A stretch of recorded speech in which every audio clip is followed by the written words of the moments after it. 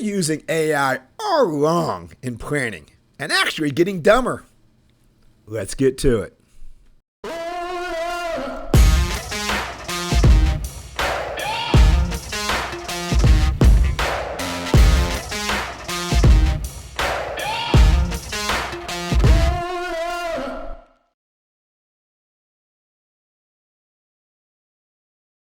Welcome. Another fabulous episode of IBF On Demand. I'm your AI-assisted, but still 100% natural host, Eric Wilson. You can find me at eric@ibf.org. That's eric@ibf.org. I know it's been a long time, no see, but thank you for continue to support me, sending me some emails wondering where I've been over the past couple months. So thanks for the follows and subscribes. And as always, go find me on LinkedIn. I'm obviously here on YouTube or wherever you're getting this podcast. You can follow me there as well. We have another familiar face, Arkiva. Driving business transformation by solving what others cannot. Thank you very much, Arkiva, for being a longtime supporter of you and this show. This is another year, so this makes, say, 6 or 7. 6, 7. But who's counting? IBF has a lot going on, so why not come out to a conference? People actually still come to physical conferences. Believe it or not, they're still valuable. There's a lot of great networking, great information you can't get on ChatGPT and AI. You can only get in person and interacting with actual humans. So come out to a conference this year. 2026 has a full schedule of them. Check them out at ibf.org and check out where I'm going to be and others are going to be and where I want to see you be then as well. AI won't replace planners, but it will make bad planning a lot faster. It make you look smarter and sound more confident, but a lot of times in completely the wrong ways. I mean, we are hearing AI everywhere now. I am not doom and gloom. Don't get me wrong. I know I've done a couple other podcasts on it. This is going to seem this way as well, type of situation. But I'm not a party pooper, doom and gloom on AI. I don't think it's all bad and all evil. There's great uses for it. At the same time, I don't see it as the panacea and going to be able to do everything right now that they're claiming it can do. I'm reading a lot of articles. They're actually scaring me. I mean, there's the good, the bad, and the ugly. This is just flat out ugly, some of the things I'm reading. And people saying they're doing with it or recommending you're doing with it. Now, don't get me wrong. I said there is good. But what I wanted to touch on is some of the ugly or scary parts of it. Let's first talk about the mathy part of things. For actual modeling, or the mathy side of things, our research, IBF, shows about 6 to 8% are actually using some type of ML, machine learning, or AI models right now. Almost 50% are still doing basic statistical time series type modeling.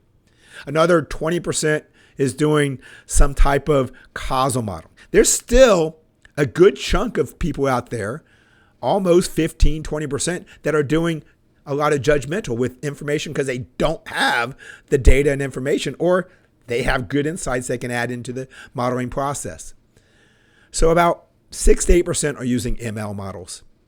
But less than 3% of all AI projects in our field are going into production and seeing better results than what the typical base statistical models are doing, or even a naive. So this means that of everything you're hearing out there that demand planning and forecasting is doing, less than 3% is AI driven right now. Also, most of that is that people are hyping as AI is doing best pick methodology and calling it AI. I got news. That's not necessarily AI. There is obviously hype and reality. What I want to focus on today is the dangers. I get it. It's attractive. Cost pressures, labor shortages. You want to do a lot more with the few resources you have. Decision fatigue. You want to sound smarter and jump on this bandwagon of having AI be a resource and do some of the work for you. I get it. But I keep hearing about people using it the wrong way. And that's what we wanted to focus on. Okay, so the mathy part aside, let's talk about something relatable to a lot of people. Let's say like ChatGPT or large language models. I'm hearing a lot of use cases for that now as well. Yes, I hear cases of how we can use prompts in our everyday work to speed up our product, be more productive or efficient, or being able to find things that we would never see before. And there's a lot of prompts I'm seeing circulating right now on how to use these large language models and how they can help planning. Part of the problem is what makes them widely utilized, these large language models. If you look at ChatGPT, one of the reasons why ChatGPT is widely utilized is also one of the reasons why it's actually dangerous. Yes, I use the word dangerous. And what is that one thing that makes it dangerous, but also is the same reason why it's widely used? It wants to make daddy happy. That's what AI does. It wants to make you happy. And you are happy, you use it. But at the same time, it does almost anything to make daddy happy. ChatGPT, if I put in something like, say, find anomalies in this data and explain potential causes, sounds like a great prompt. I'm going to utilize it to save my time, find anomalies I would have never seen before. I could provide it a flat line, and if I gave it that prompt, I'm almost guarantee it's going to say, here's your anomalies, and make up some cause of why those anomalies are there. And that could be with a flat line. Why? Because it wants to make daddy happy. And I asked it, find the anomalies. So therefore, I will guarantee it will find anomalies in that data set that you give it because you asked it to. It will do exactly what you want it to do or ask it to do. And that is one of the primary problems I'm seeing now of people going in and using these types of models, any type of AI. You can take this into the statistical world as well and machine learning. It will do explicitly what you program it and tell it to do. And that's what people have to realize. It will guarantee to find anomalies in something that you say, find an anomaly. It's guaranteed to give you an output of something that you program it or tell it to do. AI is very good at answering a question you ask, not the question you should have asked. Machine learning is very good at generating the response that you programmed it to do. Not always the best at producing what you should have programmed it to do. That is the distinction that people are losing sight of.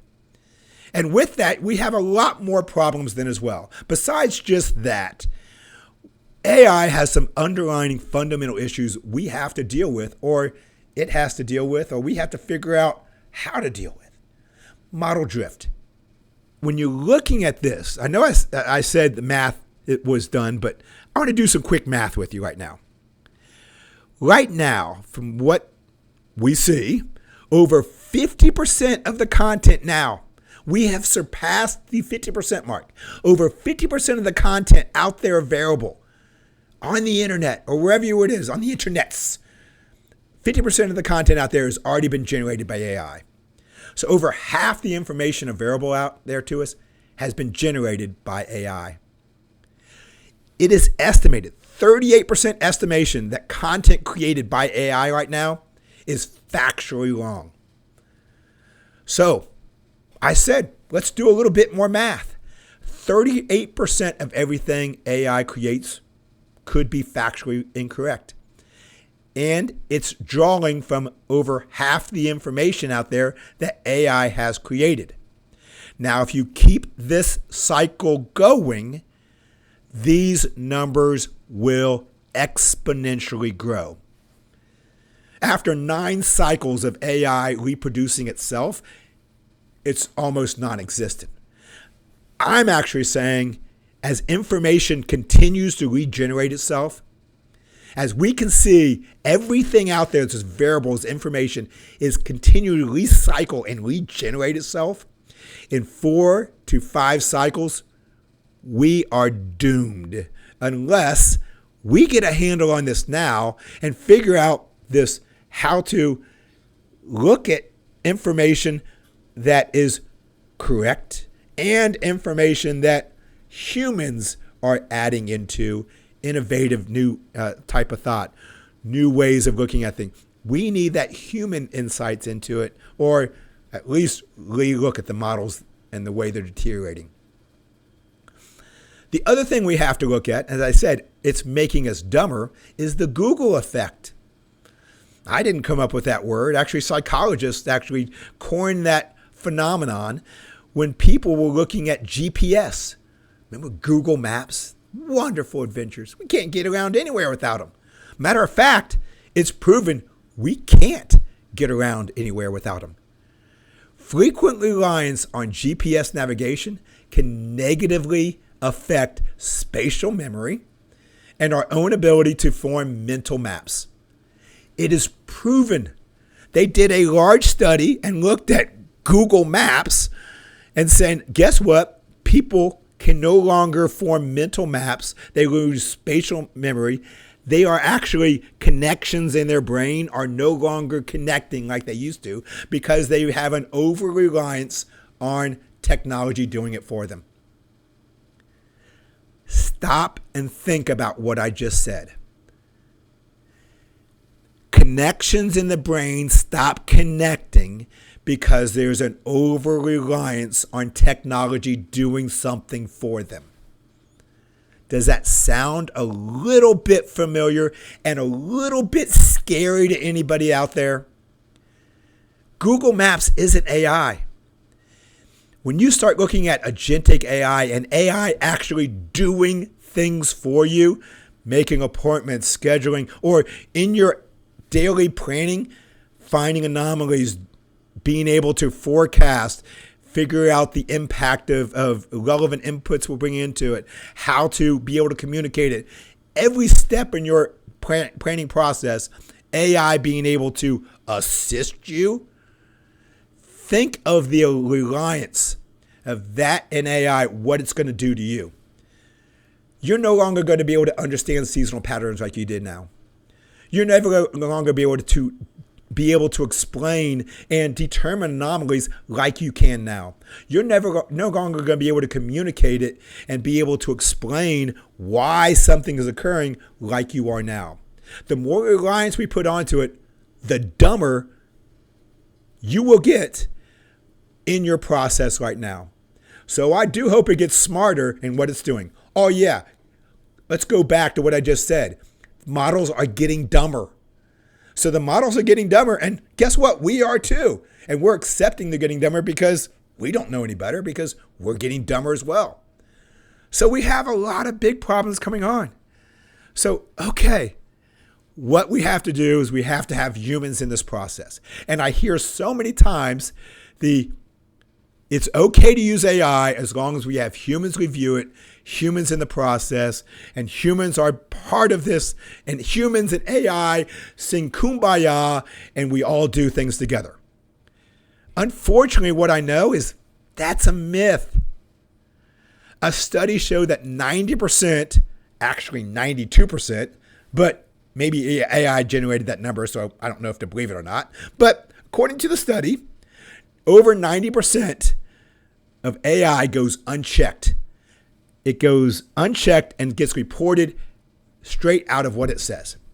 Now, the scary part of that same statistic is the same people they did in that study, 50% of them claimed they checked before they reported what was being used. That means somebody is lying. 50% say, hey, I use AI responsibly. I always check before you. Guess what? 90% goes unchecked. You're lying. Most people are not responsible with AI. We claim we are, we want to be, and we preach you need to be, but most people aren't. Why? Because the effort, right now we're putting more effort into making it sound more human and making it less detectable that we're using it than making it correct. Right now, most of the effort is going in so I can cheat better and use it without you knowing I'm using it than actually trying to make it more correct. Because that's what we want. We want to sound smarter. We want a resource that helps us save time. Humans want the easy button. And guess what? It is providing the easy button to us on a silver platter, saying, push this, you don't have to think anymore. The scary part is it is sounding more human. AI is sounding more human. Videos are getting more realistic. And guess what? It's doing all this because it wants to make daddy happy.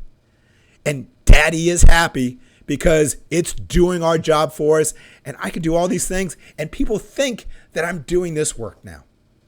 And I can say, don't worry, I'm responsible. I check. But guess what? Research says that you don't. Automated tools may give us answers, but it's not thinking. It's doing exactly what you program it to do. And sometimes it just makes shit up. We have to be careful. AI will do exactly, explicitly what you want it to do and tell it and program it to do. Not necessarily what it needs to do or what you should have told it to do. And tools can recall a lot of information. It's great for that. It has a great capability of finding and recalling things that you could never do on your own. But humans still must have an understanding of what it's recalling and challenge it.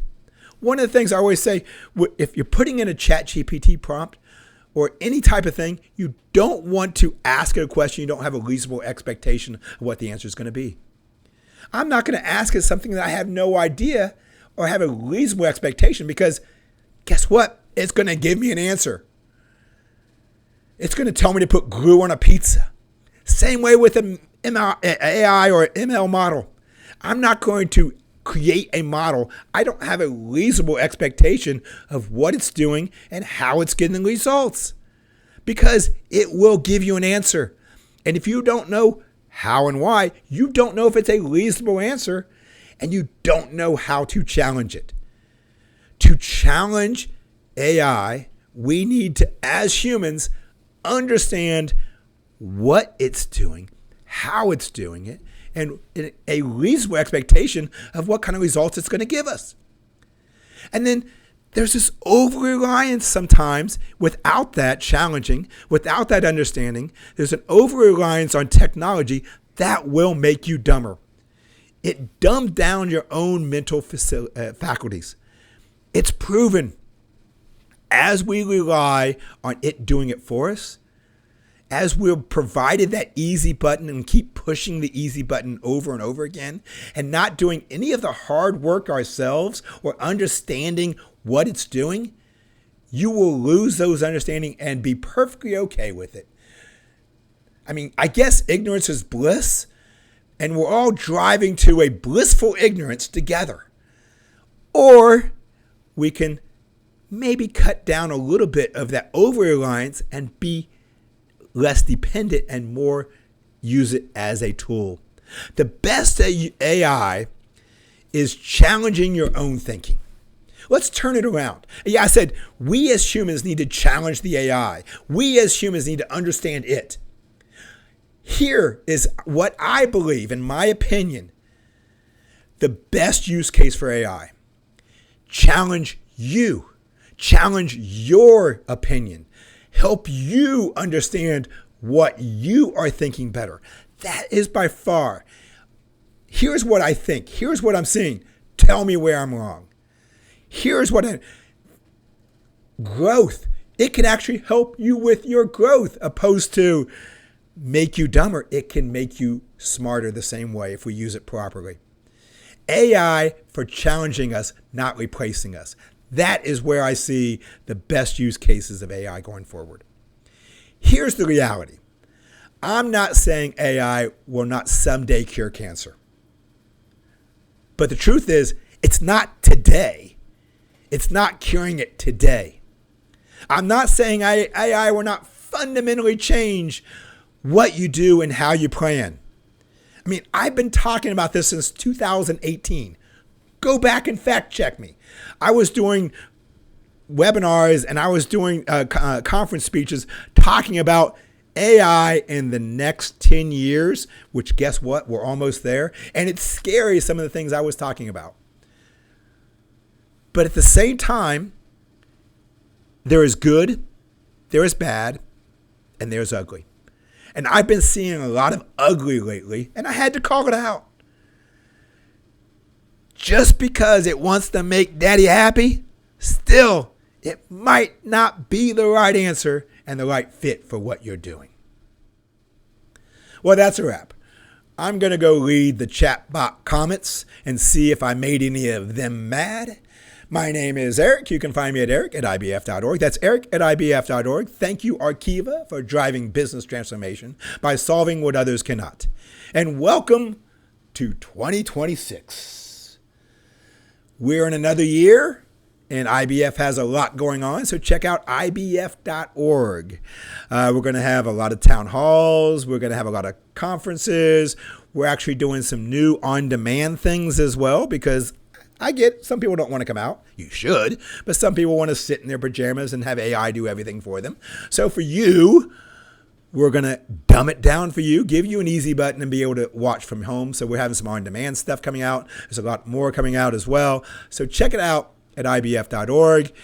And I said it before, something AI still doesn't do. I need humans. I got a little bit of help for this one as well. So Don't forget, wash your hands.